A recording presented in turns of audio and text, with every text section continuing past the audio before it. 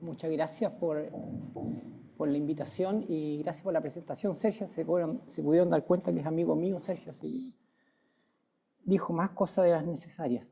No se escucha bien.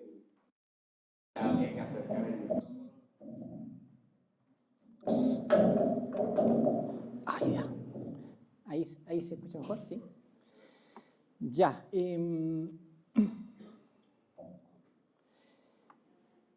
Voy a presentarles estas charlas, digamos, y pedí permiso por ahí para hacerla en castellano, porque muchas de las charlas eran en inglés y creo que tiene que ver con la comunidad nuestra, ¿sí? Y voy a tratar de ir como súper al grano directamente, porque además por la hora ya me imagino que esperarán algo más rápido. Descargo a modo de responsabilidad, digamos, en formato de provocación, más bien basado en la experiencia de Chile, sobre todo, y el Cono Sur, y un poco más de la región latinoamericana, pero Brasil es un caso muy distinto, así que es difícil hablar, e incluso si uno piensa desde acá, desde el Cono Sur, en México, Colombia, ya estamos hablando de realidades un poquito distintas, pero hay algunas cosas similares, y con la única esperanza de que pueda provocar un poquito de discusión y entregar algunos insights sobre el tema. Hay harta discusión sobre esto, de muchos han aparecido. Ahora el Communication de la CM está sacando regularmente un special section para Latinoamérica, ¿sí? Donde se presentan los temas latinoamericanos, y eso significa que Latinoamérica de alguna manera en esa comunidad, digamos, mundial de computación tiene una voz un poquito más sistemática. Voy a hablarles de lo siguiente, de la computación ayer y hoy, después voy a preocuparme del tema de la identificación, los datos, la IA, y después finalmente algunas observaciones.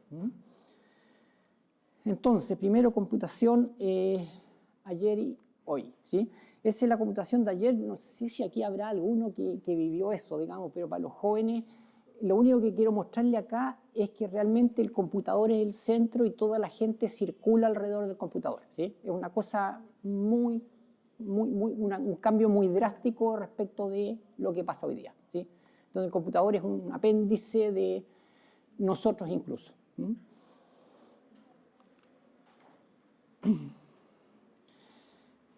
La tecnología digital, antes de la ratificación, es decir, antes del siglo XXI, ya habían cambios fundamentales, digamos, el espacio universal y común de datos, información y conocimiento de la web. Esto es del 90, de los años 90, ¿sí? La web del 91, 93, y esto produce un cambio radical respecto de la concepción que uno tenía de cómo los computadores se manejaban, ¿sí? Lo segundo que tenemos hoy día, pero totalmente ubicuos, son los aparatos portátiles, y esto permitieron primero comunicación instantánea en cualquier lugar y con cualquier otro lugar, ¿sí? Desde cualquier lugar, si eso es interesante. Antes uno tenía que ir al lugar, tenía que ir a ciertos centros para comunicarse con otros lados. Cine, televisión y otras cosas, juegos en la mano, en momento, en cualquier lugar. Cámaras y grabadoras, digamos, y captura de imágenes, videos, audio, cualquier lugar también, consulta, cómputo, administración. Es decir, los aparatos portátiles, el aparato como tal también es un tema central en estos cambios, pero es, de nuevo, previo a los datos y a la inteligencia artificial, de lo que vamos a hablar. Memoria casi infinita para almacenar recuerdos, conocimiento, información y datos. Y esto ya no se nos ha olvidado, digamos, se nos ha olvidado este proceso, y esto también, de nuevo, es anterior al boom de Big Data. Y flexibilidad para integrar multimedia y crear nuevas experiencias y realidades en casi todos los sentidos posibles de la palabra, ¿sí? Antes uno tenía un amigo lejano, digamos, en Europa o en Japón, ¿sí? Y quería mandarle algún regalo precioso. Uno mandaba un texto, mandaba una imagen, podía mandar un audio en ese tiempo, pero ahora perfectamente puede juntar las tres, hacer una composición y crear, digamos, y esto hay una discusión muy grande respecto a la autoría y todos esos temas. Todo esto lo digo porque todo esto, fíjense esto ya da para una revolución brutal en la manera de percibir lo que nos rodea, pero esto es anterior a la datificación y a la inteligencia artificial.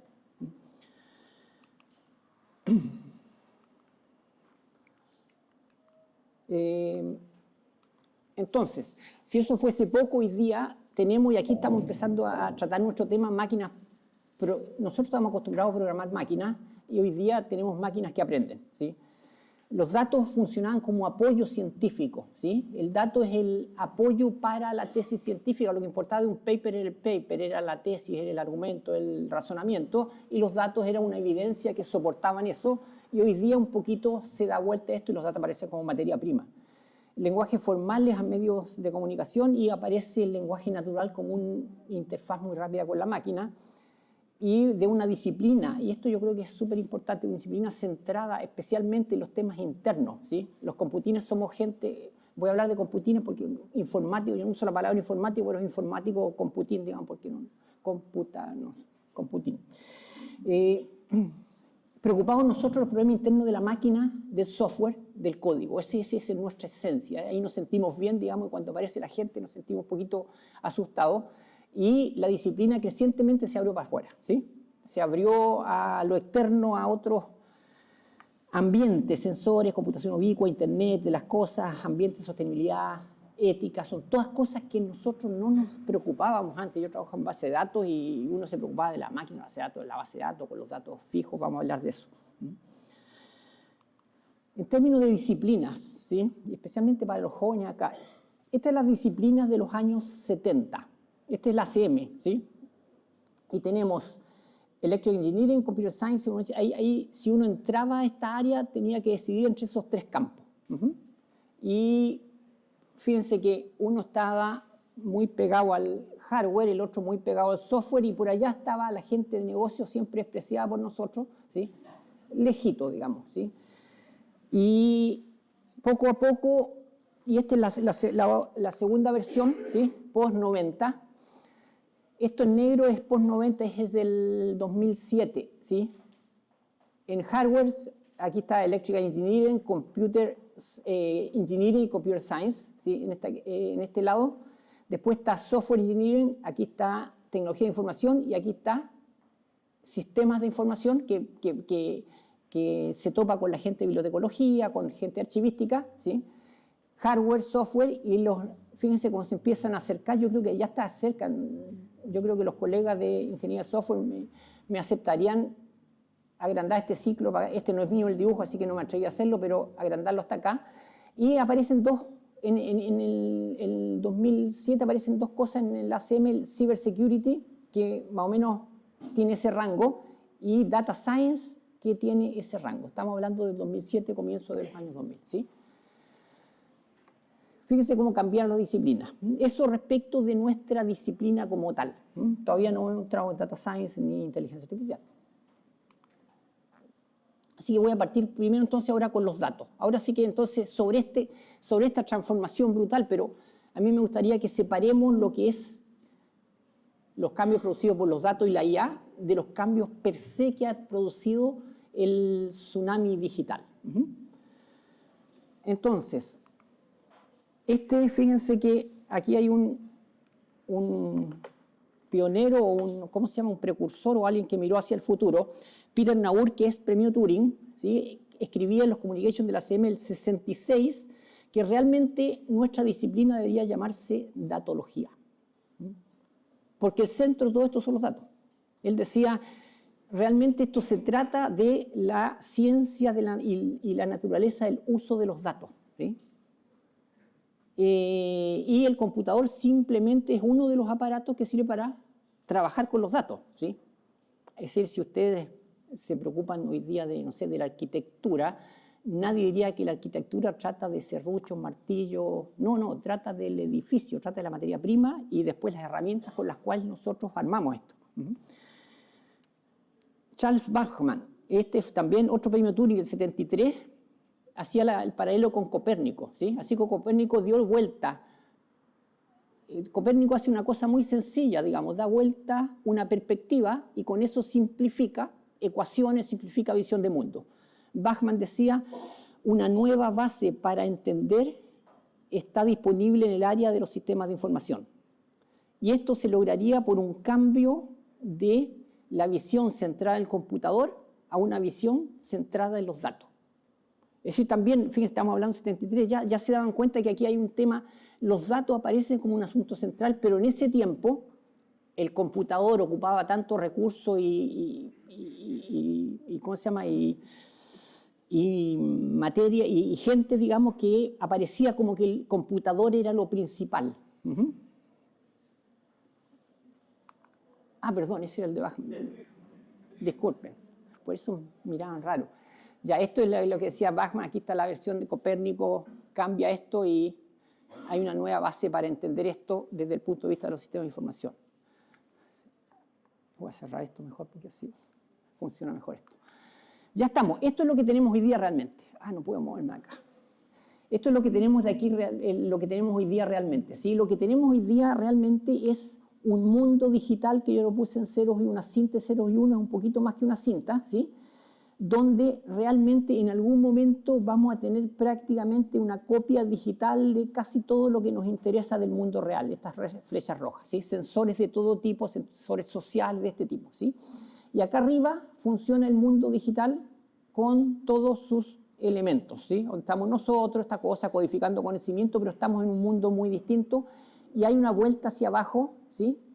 Desde el mundo digital por medio, fíjense, el mundo digital y lo que pasa aquí arriba es totalmente inocuo para cualquiera, digamos, ¿sí? Y nos pasa a nosotros, como la gente de computación. Lo que hacemos acá arriba no sé si no le importa a nadie, pero no afecta a nadie, ¿sí? ¿A quién afecta un modelo de lenguaje? A nadie. Si entran ceros y uno y salen ceros y uno, ceros y uno no le pegan a nadie. Y es crucial acá la máquina con cual se traduce esto para acá, decir, y la robótica, ¿sí? Y esos son puntos esenciales que son la manera de volver al mundo real. Exactamente esto, bueno, el mundo, a ver, pongo algunos titulares, el mundo digital como copia, ¿sí?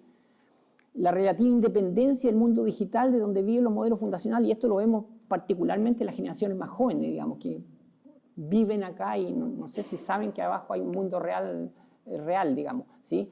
La relevancia de la interfaz del enganche con el mundo material, tanto en la ida con sensores como en la vuelta con mecatrónica o robótica, ¿sí? Y esta finalmente la teoría del mundo digital, esta es una idea de Turing del 41, que es la flexibilidad y la absoluta universalidad de la máquina digital, ¿sí? Es decir, tenemos una máquina que es absolutamente universal, eso lo sabemos todo, pero yo quiero hacer el paralelo acá, porque el paralelo que en este mundo digital arriba hay una máquina universal, en el mundo material abajo no hay máquina universal, ¿sí? Salvo la cuchilla suiza, digamos, que trata de ser universal, un cuchillo, un serrucho, todo eso junto y funciona bien mal, digamos. Pero si ustedes lo extienden un poquito, no hay manera de hacerlo. Y acá en los datos pasa una cosa, ¿sí? La gente que trabaja en base de datos está acá, siempre trabajó con datos cerrados, predecibles, curados, homogéneos, bien clasificados, tipados, organizados. Y hoy día nos encontramos con datos abiertos, dinámicos, impredecibles, multidimensionales, con propiedad difusa y roles impredecibles, digamos. Hay un cambio fundamental de con qué tratamos. Nosotros nos dedicamos a modelar y consultar eficientemente, ¿sí? Eficientemente la palabra clave, y ahora hay que hacerlo considerando otras variables que nos gustan o no nos gustan, pero son claves para la actividad nuestra: privacidad, gobernanza, ética, soberanía, sostenibilidad, múltiples stakeholders que están dando vueltas, ¿sí? Y desde el punto de vista de eficiencia y de infraestructura, de megas y gigas a teras, petas y exabytes, ¿sí?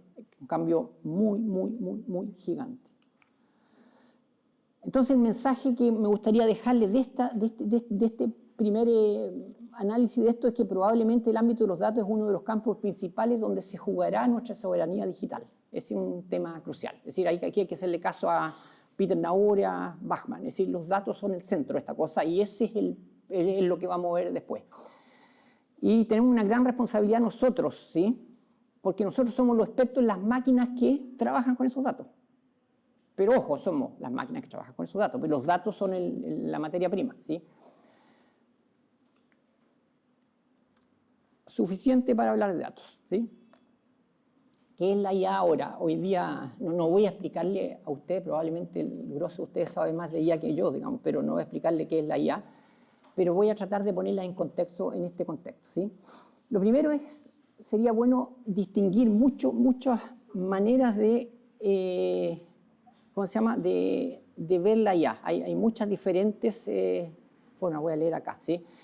Redes neuronales digitales para tareas específicas. Esto viene desde siempre, ¿sí? Nosotros hacíamos un curso de inteligencia artificial al principio de los 2000 y un capítulo de redes neuronales y se trabajaba para eso, ¿sí? Modelos de lenguaje a gran escala. Esto es nuevo y de eso voy a hablar. Robótica y inteligencia artificial embebida, incrustada, corporizada o embodied, como dicen los gringos, es robótica, es decir, es el enganche con el mundo material. Sistemas simbólicos de razonamiento basado en reglas. Esto estaba a la baja, subió con la web semántica, ¿sí? Bajó con las redes neuronales y ahora cuando hay que ensamblar diferentes LLM está empezando a aparecer de nuevo el tema de los agentes, el tema de los estándares para comunicarse, ¿sí? Sistemas de optimización y búsqueda, esto está en el centro, digamos, y estadística está en el centro del desarrollo de algoritmos para entrenamiento. Procesamiento de señales, series de tiempo y muchas otras cosas, ¿sí? Y todas ellas los veníamos enseñando hace mucho tiempo, salvo los LLM, a todo esto, que si uno se retrotrae 20 años o 30 años, eso es NLP, digamos, no es más que eso. Es importante entonces aclarar una cosa, ¿sí? Acá. Lo que nos tiene hablando de esto son los modelos de lenguaje. Es decir, lo que tiene hablando a nuestros colegas, ¿sí? Y probablemente a las autoridades, a los políticos, a la gente de la calle, son los modelos de lenguaje, ¿sí? No son ninguna de las otras cosas. Entonces ellos asocian toda la inteligencia artificial con esa línea, el LLM, que es una línea muy particular.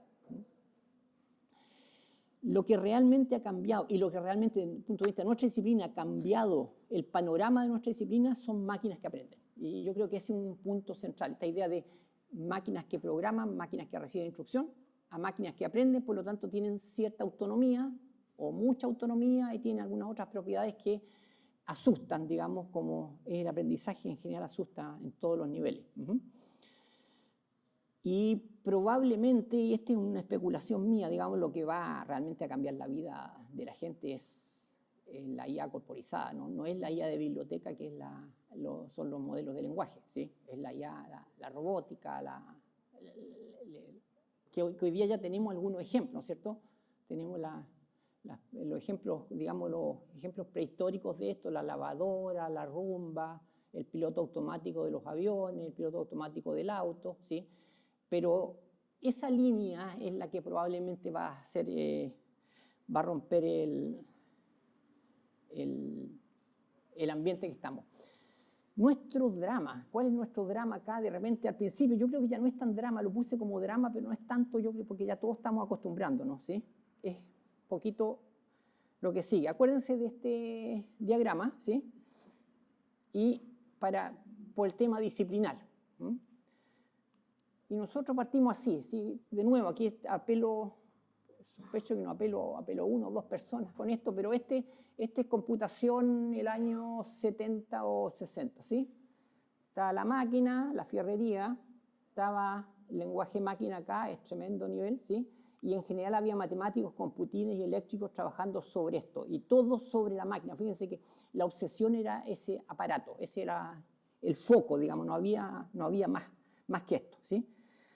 Y esto avanza un poquito después, digamos, acá aparecen lenguajes ya ¿cómo se llama?, entendibles, digamos, como C y esas cosas, y nosotros los computadores empezamos a adueñarnos esta cosa y echamos a los eléctricos para afuera y echamos a los gente sistema para afuera y nos empezamos a apoderar de la disciplina entera completa aquí, ¿sí? Y empiezan a aparecer los departamentos y sacamos a la gente del lado.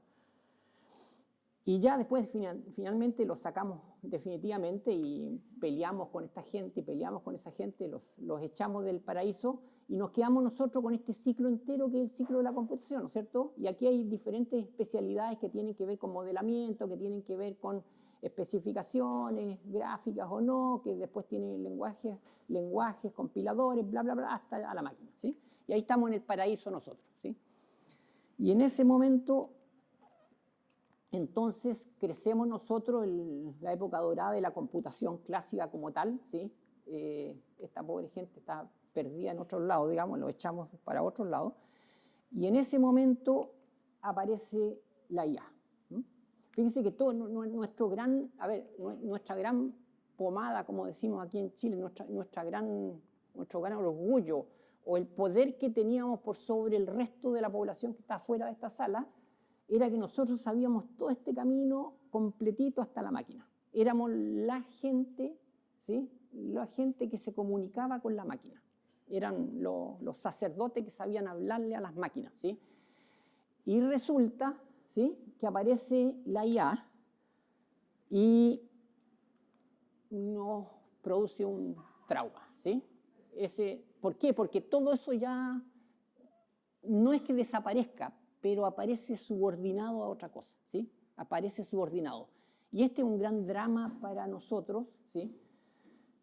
Y aparecen, aquí está un modelo, digamos, la arquitectura básica de un chat, digamos, de un modelo, de una plataforma de modelo de lenguaje. Y bueno, y lo que nos damos cuenta es que aún hay patria porque realmente todo lo que hacemos nosotros está dando vuelta acá, ¿sí? Es fundamental el hardware. Acá en Latinoamérica no somos los mejores, vamos a ver en hardware, digamos, pero hardware de algún tipo ahora nuevo, paralelo. Datos es crucial, estas máquinas no funcionan sin datos y nosotros somos los especialistas en datos. Es decir, la gente de datos es la que, será porque yo trabajo en eso, es la que está más asegurada de todo esto, ¿sí? Arriba, redes neuronales que veníamos trabajando antes, pero aquí hay una cantidad, esta es algoritmia pura, y esto es, ¿cómo se llama? Toda la parte que tiene que ver con NLP, lingüística computacional, y toda la gente que trabaja en visión, modelos de visión, ¿sí? Y esto no funcionaría, y todos sabemos que esto no funcionaba, digamos, ¿sí? Porque esto estaba antes de que apareciera ChatGPT, si no hubiera la web y no estuvieran los chats. Es decir, los sistemas de diálogo y las redes, ¿de acuerdo? Así que nosotros volvemos como medio subordinados, es muy triste esto, ¿sí? Pero nos empezamos a acomodar respecto de qué cosas podemos hacer en esto.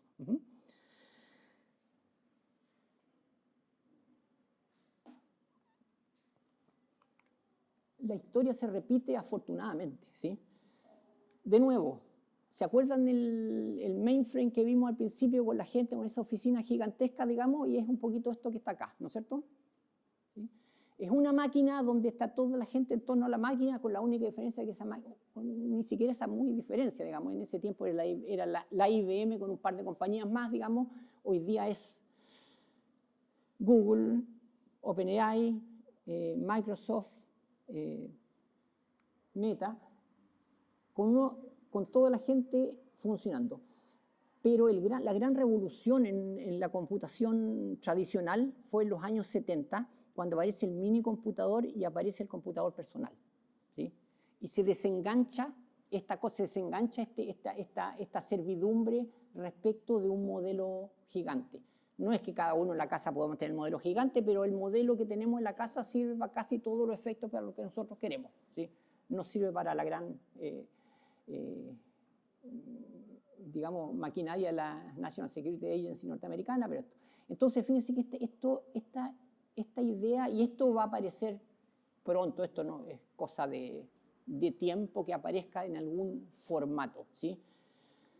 Y de nuevo, cuando aparece esto, aparece como la computación clásica. De nuevo, lo único que reemplazamos en vez del computador programable ese es un computador que se le habla, y ahí estamos muertos nosotros porque nos reemplazan. Pero están las comunicaciones entre estos, está la infraestructura, está todo lo que es la computación, está todas las técnicas que nosotros hemos desarrollado en esta dirección. Ya estamos. Entonces creo que como que les presentaba una visión de lo que son los datos, la revolución de los datos, la revolución de la IA, y ahora entonces nos toca la realidad latinoamericana. No, esa es una broma. No, ahí, ¿ya? ¿Cómo estamos nosotros? Los datos los tomé del Índice Latinoamericano de Inteligencia Artificial, ¿sí?, que elaboró una gente, se los recomiendo fuertemente. El único detalle se nota que en el equipo había, o quien lo redactó finalmente eran chilenos, porque Chile aparece como bien en todas las cosas, pero no le hagan caso a eso, digamos. divídanlo por 2 y ahí se balancea, ¿sí? Esta es la mirada general. La mirada general, a ver, la mirada general en factores habilitantes, en investigación y adopción, esto es de inteligencia artificial y de gobernanza. Como les decía, Chile, ponen a Chile ahí porque está primero por administración. Factores habilitantes, y uno ve en Latinoamérica que hay, a pesar de que hay unas diferencias, las curvas no son muchas, así que uno podría pensar en Latinoamérica como Latinoamérica, ¿sí? Fíjense que es esto y esto es un porcentaje. En infraestructura, en datos, voy a hablar después de infraestructura de datos y de talento con un poquito más de detalle, ¿sí? En investigación y desarrollo, aquí hay alguna curva un poquito más pronunciada, pero es más o menos del mismo tipo. Y esto es gobernanza, donde aparentemente hay un buen grupo de países que está bastante sólido, que tiene que ver con infraestructura institucional, política y de regulaciones para desarrollar estos temas, que en el caso de los datos y de la inteligencia artificial es crucial. El tema de gobernanza ¿cómo se llama?, de los datos y de la IA. El informe presenta algunos hallazgos como este. Dice, código abierto, dice, la oportunidad para América Latina y el Caribe.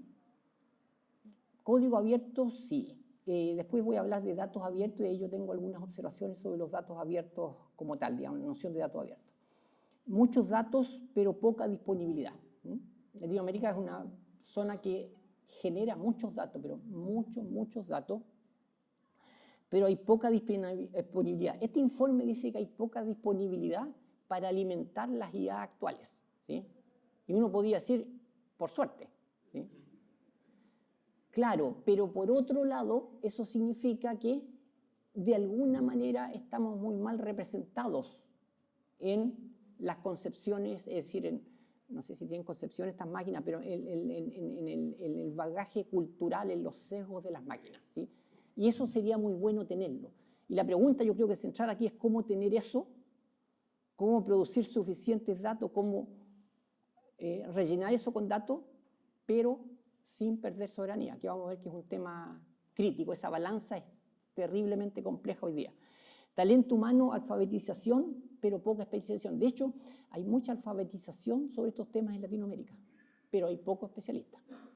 Hay pocos especialistas. Desbalance de talento, infraestructura para la soberanía digital. Es decir, desbalance, vamos a ver eso, voy a mostrarles unos gráficos. Hay países que tienen muy buena infraestructura, menos talento en comparación con esa infraestructura. Hay gente que tiene mucho talento, pero le falta infraestructura y le falta,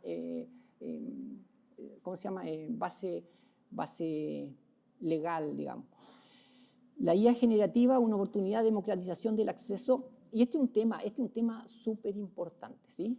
Este es un tema súper importante. Es decir, todos coincidimos en que las máquinas estas tienen recursos poderosísimos, digamos, y nuestro gran problema en Latinoamérica siempre ha sido el acceso no de quienes estamos aquí en esta sala, sino que el acceso de la población en general, por las diferencias que hay de todo tipo. Y la IA generativa podría permitir eso, ¿sí?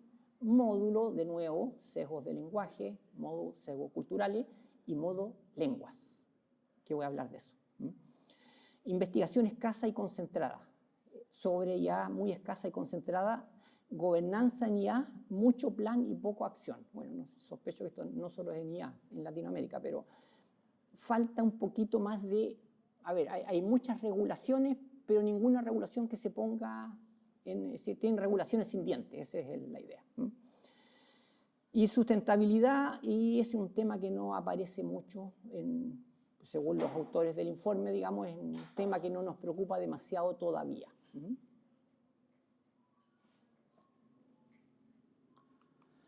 ¿Qué nos ha marcado, ¿sí?, de este punto de vista? La dependencia de hardware, ¿sí? Casi sin desarrollos locales, y esto es endémico.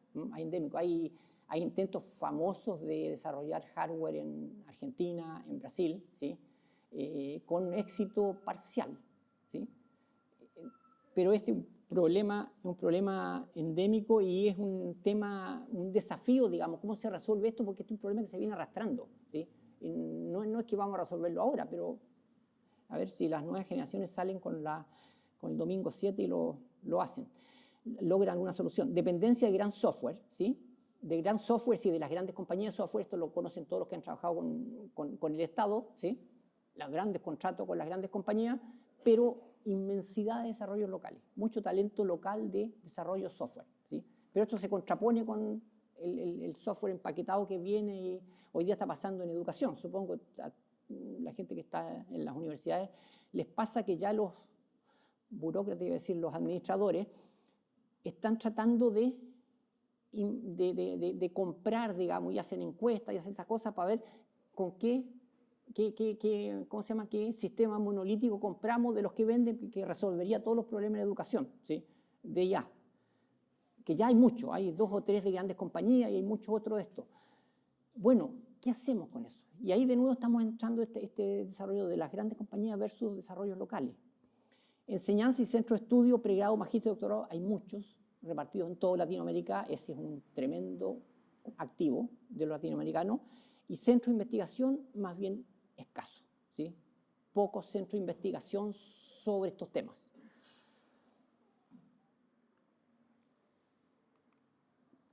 Aquí pueden ver la infraestructura, el talento y los datos. Fíjense que lo que interesa, aquí hay más diferencias, se notan más diferencias, ¿sí? ¿Cómo se llama? Cortes grandes, pero dentro de cada país, salvo, fíjense que ahí se nota que esto lo hicieron los chilenos, todo parejito acá, es el único que tiene todo parejito acá, ¿sí? Pero aquí Brasil, mucha infraestructura, mucho talento, pocos datos, ¿sí? Y estos pocos datos significa que tiene poca infraestructura de interoperabilidad de datos, pocos datos, disponibles. ¿Cómo se llama? En la misma línea, Ecuador con mucho talento, después Uruguay, Uruguay es un caso interesante, probablemente este es cierto, digamos, ¿sí? Está muy avanzado y bastante parejo en los 3 ámbitos, tiene una muy buena estructura, talento y datos, un sistema de datos muy sostenible. México, por ejemplo, mucha infraestructura, buen talento, pocos datos, muy parecido al caso de Brasil, ¿sí? Argentina es más o menos la misma línea, digamos, y había unos países que tienen la línea inversa. Bueno, en el caso de Cuba, por ejemplo, muchos datos, poca infraestructura, talento. Después había otro país que aquí que me interesaba mirarlo, pero no lo encuentro, ¿sí? Pero ese es más o menos el dibujo entre estas 3 variables que nos importan. Y acá está, respecto a infraestructura, acá están los dispositivos, ¿sí? Dispositivos en computadoras, ¿sí? Computadoras. El porcentaje de hogares en la América Latina y el Caribe aproximadamente un 40%. Asequibilidad telefónica inteligente, ¿sí? Y aquí uno ve que los números son muy positivos, digamos, ¿sí? Aquí está contado por números de smartphones por PBI per cápita, ¿sí? Y la adopción de IPv6, que es otra medida de cómo pudiera estar mirándose en la dirección de los desarrollos que vienen, ¿sí? Aquí está por porcentaje de usuarios. Si uno ve los números, de nuevo, los números no son extremos, ¿sí? Si uno deja algunos países, hay algunos países que no están acá, a todo esto, ¿sí? Haití no está acá, creo que hay algún otro que no está. Pero en general lo que muestra esta cosa que en términos de infraestructura de dispositivos no es ese nuestro problema principal. En el de datos que lo voy a mostrar a continuación se miden 3 cosas: la disponibilidad, qué tan disponibles están los datos en un país, si son compartidos, calidad adecuada, capacidad de los países para recopilar, descargar, procesar y compartir datos, y gobernanza, existen regímenes regulatorios para la protección de datos. Y acá está la disponibilidad, ¿sí? La disponibilidad de datos, ¿sí? Acá. La capacidad para procesar los datos, ¿sí? Y la gobernanza. Si ustedes ven la gobernanza 52,6, casi 60 la capacidad, está lejos de la disponibilidad. Y ese es un tremendo tema en Latinoamérica de nuevo, pero es el tema que decíamos. ¿Están disponibles los datos? ¿Los queremos usar? ¿No los queremos usar?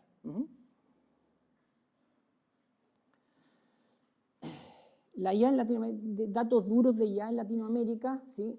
En 19 países, este es el informe, ¿sí? Informe de inteligencia artificial latinoamericana.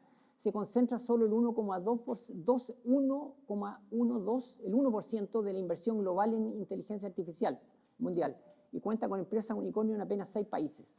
No obstante, muestra que no es necesaria una matriz productiva compleja para fomentar el desarrollo de empresas IA locales. Es decir, sorprendentemente y comparándola con el sistema productivo general, hay muchas empresas de IA hoy día. Hay mucho emprendimiento de IA.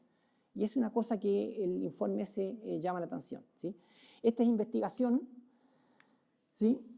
Y en investigación, de nuevo, está la investigación, está el I+D y está la adopción, ¿de acuerdo? Y si ustedes ven, nuestro tema es ese, la adopción, ¿sí? Es decir, somos adoptadores no sé, de tecnología, ¿sí? Más que gente que investiga y que desarrolla I+D. Y aquí es una foto, pero muy brutal, ¿sí? Ya estamos, entonces, y voy a ir cerrando con algunos desafíos sobre estos puntos. Desafíos generales de máquinas que, como les decía yo, el desafío general son máquinas que aprenden, ¿sí? No hay al menos hoy día una máquina que... Perdón, estaba leyendo otra cosa. No hay al menos una máquina universal que aprenda todo. Hay diferentes áreas, problemas y objetivos, y hay diferentes tipos de fuentes de datos. Yo creo que esta es una ventaja tremenda para nosotros. Es decir, la ventaja que tenemos en esta línea es la diversidad latinoamericana. Esa es la ventaja que tenemos. Y por supuesto, vamos a ver qué es la desventaja también. Para nosotros hay muchos temas. Es decir, yo les decía, por eso no hay drama para nosotros, porque hay una inmensidad de temas de máquinas que aprenden, es decir, ¿cómo se llama?, de redes neuronales, digamos, diseñadas o envasadas, y hay miles de temas para desarrollar en computación. Ya estamos, entonces, voy a tocar 5 temas, digamos, con esto cierro. Brecha de infraestructura y capacidades, datos como recurso estratégico, ese es un primer gran tema, ¿sí? La datificación presupone, datos como recurso estratégico, la datificación presupone la existencia de datos digitales, la existencia. Y acá en Latinoamérica tenemos muchas áreas que no tienen datos digitales, que tenemos datos pero no digitales. Y ahí hay un tremendo trabajo que hacer. Lo segundo tiene que ver con los costos computacionales, el entrenamiento de modelos que requiere una potencia de cálculo, y esto naturalmente centraliza el cómputo en grandes compañías, las Big Tech, ¿sí? Y crea, por lo tanto, una dependencia tecnológica. Ya tenemos acá, por lo menos en Chile, un par de ejemplos de eso, ¿sí? Es decir, de compañías que están lanzando modelos de lenguaje que están completamente determinadas, digamos, por grandes compañías que no están en el país, no están ni siquiera en Latinoamérica. Fuga de talento, esto es una cosa muy antigua, pero que hoy día se nota bastante, ¿sí?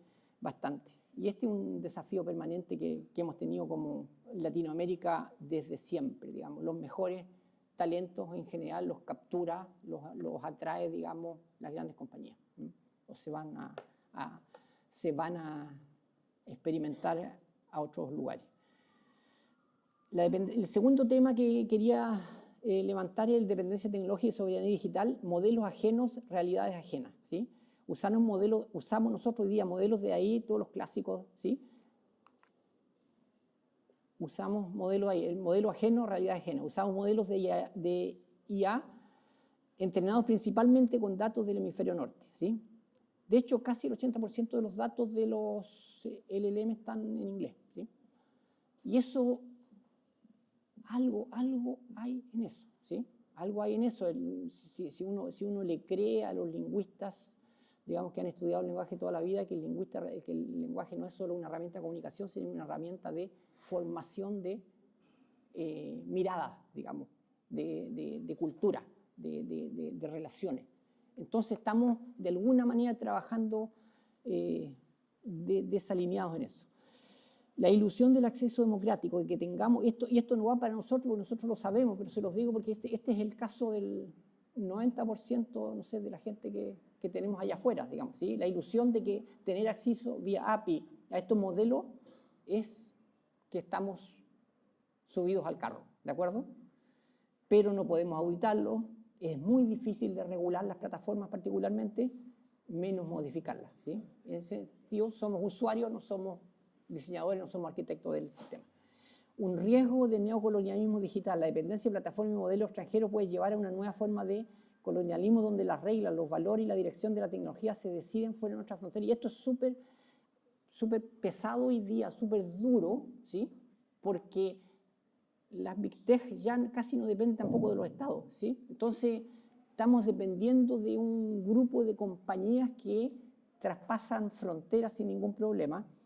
Y precisamente, como decía, ¿cómo se llama? El cura Hidalgo de México, siempre me acuerdo de una cosa que decía, yo no entiendo por qué los españoles dejaron a su familia, dejaron a sus amigos, dejaron sus comidas, dejaron sus casas para venir a América a hacernos el bien. Es como sospechoso, ¿no? Ya, y aquí pasa un poquito parecido. Producción y soberanía de datos. Faltan datos representativos latinoamericanos. Aquí esto es lo que... Perdón, gracias. Falta soberanía de datos. Aquí faltan datos representativos latinoamericanos, ¿sí? Conjunto de datos de entrenamiento con suficiente ejemplo, rostro, acentos, contextos nuestros. Y aquí está este desbalance que les decía yo. ¿Cómo ponemos nuestros datos para que los modelos grandes, digamos, tengan un balance, pero cómo mantenemos un mínimo de soberanía por las cosas que vamos a ver? Los datasets públicos latinoamericanos son escasos, poco interconectados y de baja calidad. Tienen que ver con temas de gobierno, tienen que ver con datos públicos. La datificación en general, es decir, el convertir a lo digital, se hace con poca reflexión ética y con pocas garantías de beneficio social. Y el desafío es construir infraestructura de datos regionales que beneficien a la ciudadanía y a la ciencia, ¿sí? Diseñar modelos de acceso que permitan acceso amplio pero mantengan la soberanía. Esta contradicción es una cosa que hay que ver por dónde resolverla, ¿sí? Diversidad cultural y lingüística. La necesidad de crear modelos multilingües para nosotros, ¿sí? Que representen el español local y las lenguas originarias. Cuando digo el español, porque es el español y el portugués, que son las dos grandes lenguas que hay hoy día, pero hay 10 muy usadas, ¿sí? Quechua, aymara, náhuatl, guaraní, ¿sí? que están muy usadas, y después hay 560 lenguas que se hablan, ¿sí? Y que muchas de ellas están en proceso de pérdida de esta cosa. Aquí hay un trabajo brutal para el LLM, precisamente porque por ejemplo, esas 560 lenguas son lenguas que tienen muy poco corpus. Y aquí hay un desafío técnico muy, muy interesante de cómo entrenar LLMs con corpus minorizado o con pocos corpus. Es un tema muy interesante, un tema muy nuestro. Riesgo de homogeneización cultural si no generamos contenido y datos propios. Dilema de exponerse versus cuidarse, ¿sí? De nuevo, la obsesión, los sesgos lingüísticos y culturales, modelos entrenados con español neutro no pueden tener rendimiento. De hecho, el español es, el español de la Academia o Instituto Cervantes, pero hay españoles locales, ¿sí? México es muy avanzado en esto de idea de tener diccionarios de lenguas local, de español local, y con eso ponerlo en digital y con eso, de alguna manera, alinear los modelos. Pérdida de riqueza cultural y perspectivas propias, ¿sí? Eso lo conocemos, así que lo dejo. El marco ético, legal de gobernanza. Tenemos un vacío legal y regulatorio, ¿sí? Nuestra regulación va un poco más atrasada en leyes específicas para la IA, por ejemplo, como la IA Act de la Unión Europea, o cuando salió la GDPR, la Ley General de Datos Europea, en el 2018, nosotros recién estamos empezando a mirar cómo hacíamos esto, ¿sí? Vigilancia y control social. Hay un riesgo real de que gobiernos y privados utilicen la IA para vigilancia masiva, controles arbitrarios y puntajes sociales. Acá en Chile lo conocemos, digamos, uno va a comprar un remedio y le piden el DNI, ¿sí? ¿Cómo? ¿Por qué? ¿Cómo se hace eso? Responsabilidad y transparencia. ¿Cómo auditar la caja negra en contextos de estados con capacidades técnicas y recursos limitados?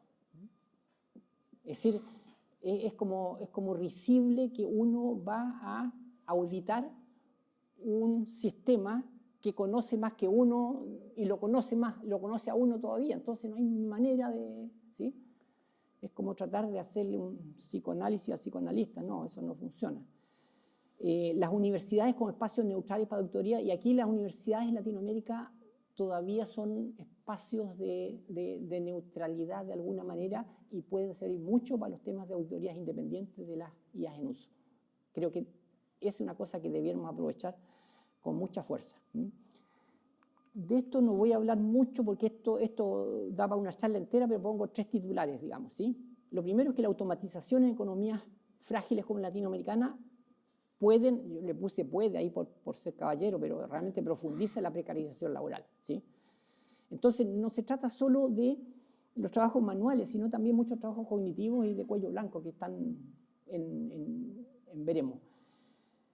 La concentración de riqueza, si los modelos plataformas son extranjeros o modelos franquicia, hay muchos modelos franquicia acá, ¿sí? No solo es McDonald's. Entonces, y la IA está llegando en modelo franquicia y eso impide cualquier desarrollo del talento local, de la infraestructura local y de la tecnología local. Y las pymes y las startups son víctimas, digamos, principales de ese tema. Y un par de propuestas político-académicas, es decir, de política académica, ¿sí? Invertir en IA de nicho. ¿Sí? Es una cuestión que creo que pudiera funcionar, digamos, en lugar de competir con los grandes modelos, crear modelos especializados en nuestros problemas, ¿sí? En el problema local, la agricultura particular, en el caso médico, las pestes locales, qué sé yo.